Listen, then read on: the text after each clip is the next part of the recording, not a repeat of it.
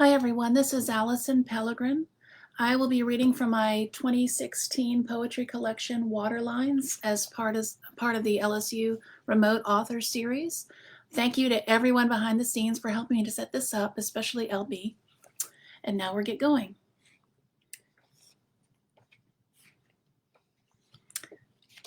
I'm reading to you from St. Tammany Parish in my office, holed up in here. And so I thought I'd start with this poem, which is called Dispatch from the Florida Parishes. I could tell you secrets and lies, but my complaints are far more interesting. So, in my footprints are hornets and worms.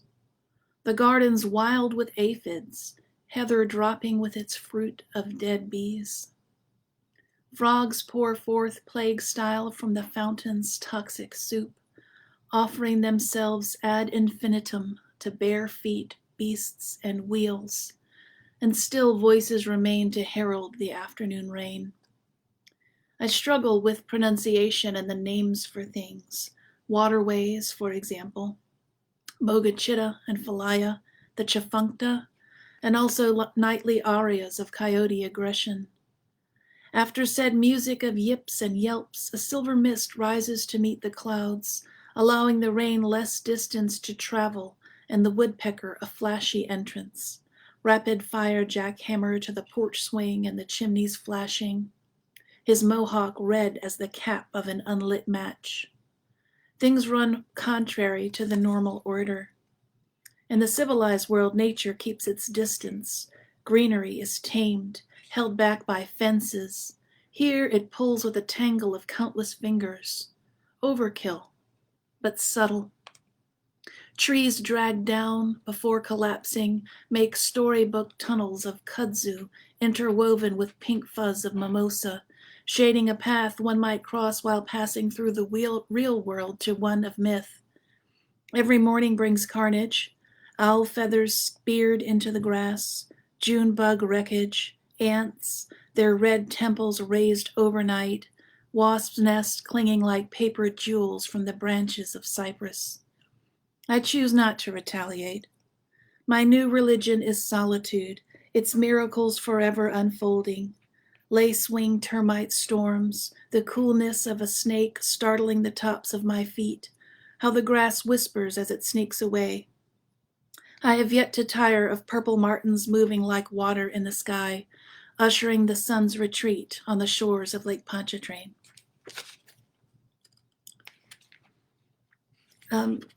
Many years ago, I used to work at the Special Collections Library at LSU. It was Hill Memorial Library. And one of the jobs I had was turning the pages of the Audubon folios on certain days when patrons were allowed to come in and go through the collections together. And I had to wear white gloves to do it. I did not really like that job. But I've always thought about it and written about it. So here's one poem about that experience. It's called Birds of America, as in America.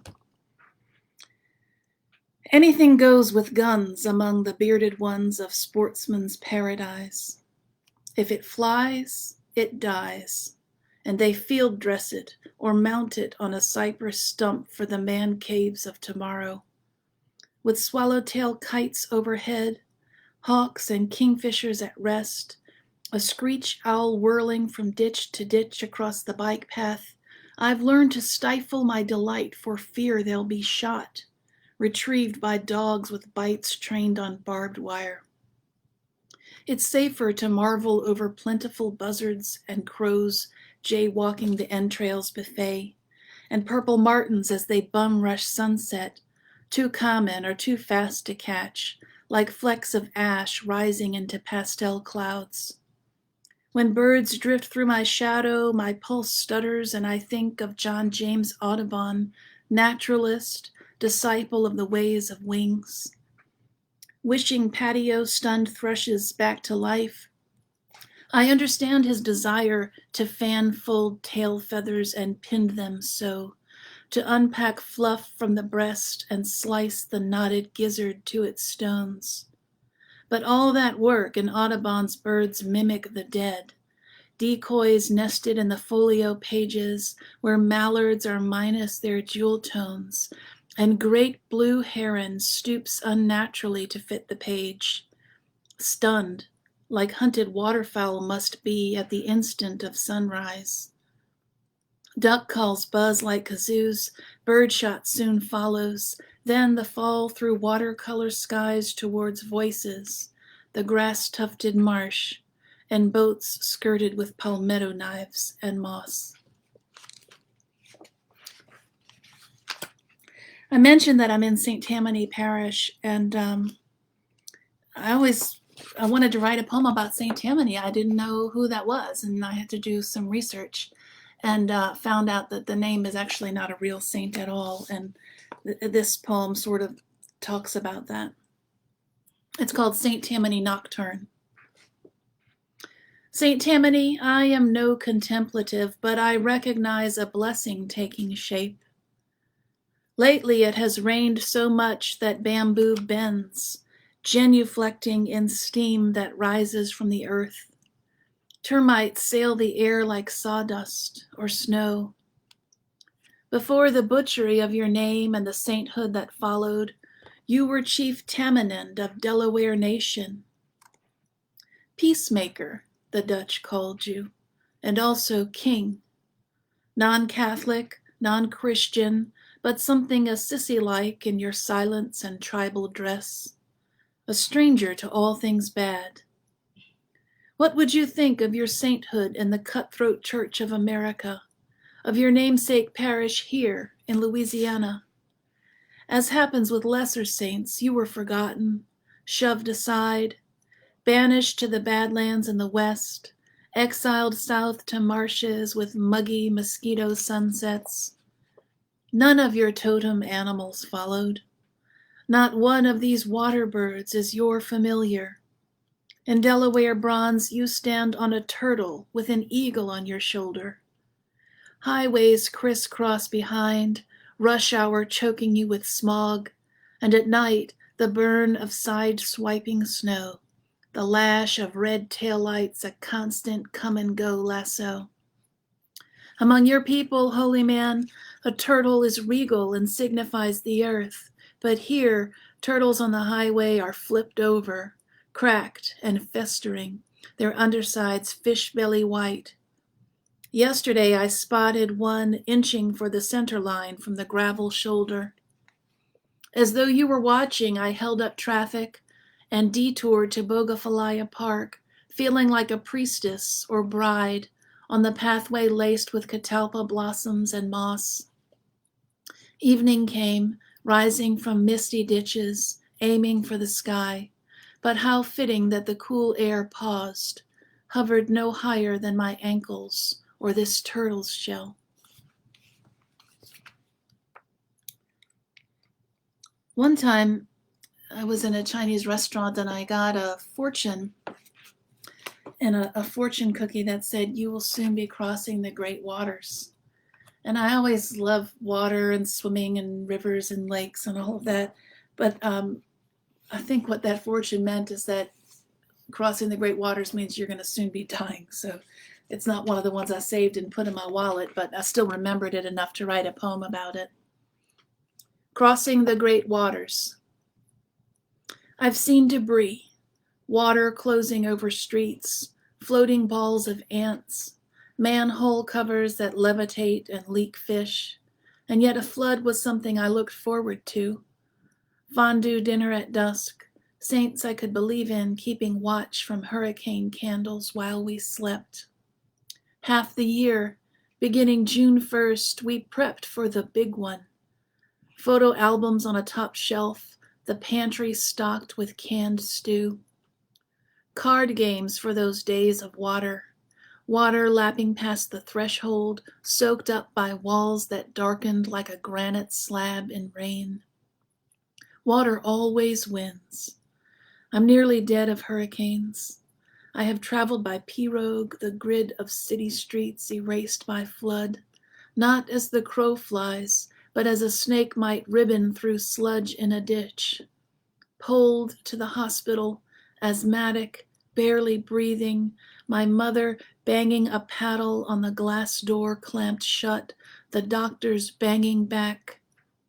I fought off sleep when what I wanted was to float away, buoyed in a rue of mud, the canal's backwash, swamp broth from which birds somehow emerge immaculate.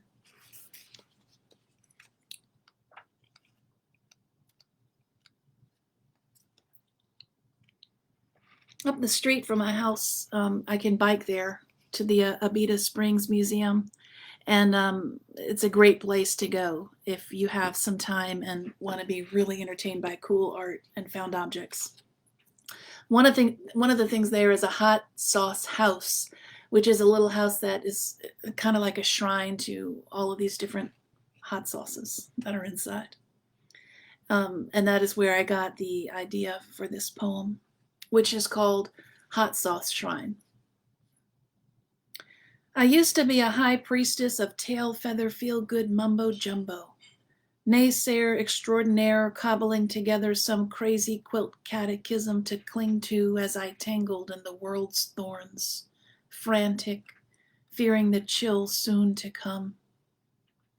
I haven't turned holy roller or handler of snakes, but things change slowly or all at once.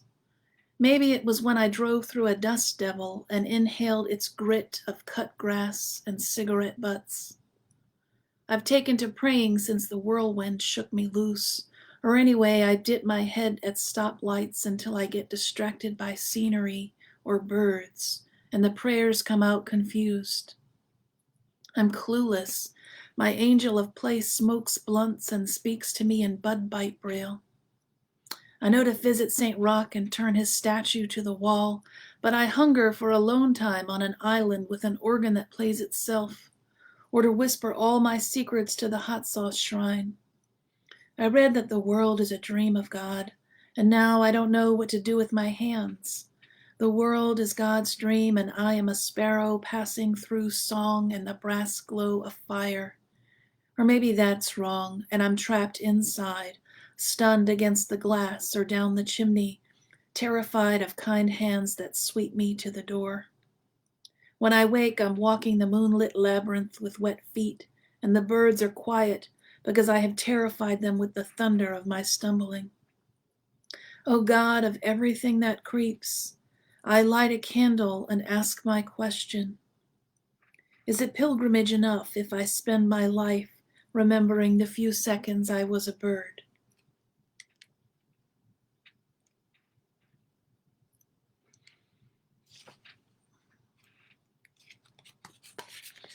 I want to read this poem because it's a poem that came to me when I was having trouble writing. I couldn't think of anything. And I've heard of people, my friends, saying how they're struggling with writing at this time. So this is one of those reminders that when you show up and put your butt in the seat, the poems will come. It's called Poem Folded into a Boat and Offered to the Bogafalaya. Where will words take me today? And where, silent waters, will you ship the words? From what troubles shall I be lifted? What will you show me? What do birds speak of in the wet grass? On this journey, how many footsteps, how many crickets shall I scatter? If I crouch like this, how long before a fox brushes past? How long since fog lifted its net and released my soul to leap? In closing, I'm going to start with a poem, or I'm going to read a poem that's called The Words You Need. This poem came to me after I went to a poetry reading. A number of writers were reading, but the one I really loved was Camille Dungy, and I bought her book, and I waited in line for her to sign it, and she asked about me, and I said, I'm a poet too, and what she wrote in my book is, may you find the words that you need, and then she signed her name and the date. So I don't know if that's something that she says to all of the poets, but it felt that she was just really reaching out and talking to me. And that is where the title of this poem comes from. The Words You Need. May you find the words you need. May you mutter in sleep, and may the talk run over into morning's pale skirts and steamed mirrors. May a madness possess your mouth, and may one day the curses lift, a sudden anthem of clouds revoked from the hypnotic, blinding sun. May you see cursive when you stargaze, words in the sand and words in the sound of the surf. When you open your mouth, let hornets swarm. In other words, may your insults sting. May you wake one day fluent in birdsong and the Arabic of scattered seed. Midwestern words aplenty should you desire to praise blackbirds pitching on tassels of corn, and a southern drawl when you need to bewitch. May God whisper in your ear God's name, the syllables shifting like an opal's hues. May you object with graffiti on the sides of trains. May you welcome the blues, words tattooed on your chest, unerasable psalms running the length of your scars. Curse like your shirt's on fire, and let every breath be a prayer. May you witness cherry blossoms surrender, and in surrendering, utter an opera of sighs as the wind shudders through the leaves. May you be wise in the way of mystics who know that sometimes words are not enough, and who then welcome silence in the shadows of flowering trees. Thank you so much. I'm Alison Pelegrin reading from Waterlines, and I'm happy to take questions if anybody wants to type them into the comment section. I don't see any now. And I maybe finished just in time. I heard some thundering and lightning outside. So I don't know really where the weather's going to go, but I am glad that so far it's okay.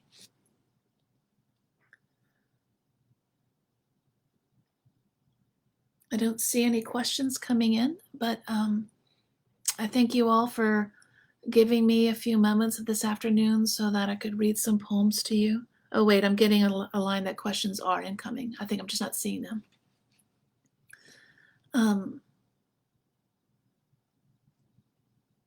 I'll show you something interesting on my shelf while I'm waiting for the questions. I see this I saw this behind me when I was reading, and this is a book cover that one of my sons drew for this book I just read from you. It had a different title at the time. It was called Bogophilia Psalm, and my son made me a book cover, which I treasure. Okay, I found out, this is a question, I found out that Saint Tammany is not an actual saint. Anything else that I found out about Louisiana while writing? Sure, tons of stuff, because I find that I have to check myself a lot when I'm writing, because the way I've acquired knowledge over my life, and I know I'm not the only one like this, but I rely a lot on family myths and legends. So things that have been told to me many, many times, I accept as truth, and then I have to look them up or kind of dig into it to find out. So I found out a lot of things, maybe not important things, but I learned about some stuff from my dad's history books and things like that. So I'm always having to kind of investigate and find out if I'm telling the truth or if I'm just telling something I heard. In this time of quarantine, who or what am I reading, and has anything felt inspirational? I'm reading a lot in this time of quarantine, and nothing is feeling inspirational. I reread Pale Horse, Pale Rider because I ordered a box of books from my favorite used bookstore, Dixon Street Bookshop, and that's one of the books I got. So I reread that one, which is kind of it's a book about the pandemic in 1918. I've been reading Ledger by Jane Hirschfield. Right here on my desk, I've got Shirley Jackson's biography, A Rather Haunted Life, which I highly recommend. If I were being inspired, it would be by this book, Alice Oswald's Memorial, which is a retelling of Homer's Iliad, which I absolutely love. So I'm drinking in a lot of words, but not writing so much. How do I pick images for my poems? This is the part where I have to confess to whomever is asking this question that anytime I sit down to write a poem, I have no idea what I'm doing. I don't know where it's going to go, and I'm afraid, and I'm just kind of grabbing at what comes to me. I maybe don't even see or think about the images until after, when I'm looking through the wreckage of the kind of writing that I've come down with. And then I might see something that I like, or that reminds me of something that someone else did. Um, and so that's where it comes from. As far as the objects and things that are in my poem, I mean, they're all pretty regional references. I mean, people can say that as an insult and call the work provincial, but it's stuff that I see every day when I'm walking the dog, when I'm, fooling around in the yard or whatever. It's just the stuff I see around me every day. And I do think it's a valuable exercise to um, open your open yourself to seeing the wonder in things that surround you every day. So I hope that answers your question. Anything else? What am I working on now? I have just finished a manuscript. It is much different than it was kind of strange actually reading these poems from an older book, because my new book is a lot different. It's got um, different kinds of things in it. I've moved away from the trauma that I've gone through with, you know, hurricanes and floods and all that kinds of stuff, and talking about different issues. So the title of that manuscript is Rage Goddess, and I've just finished it.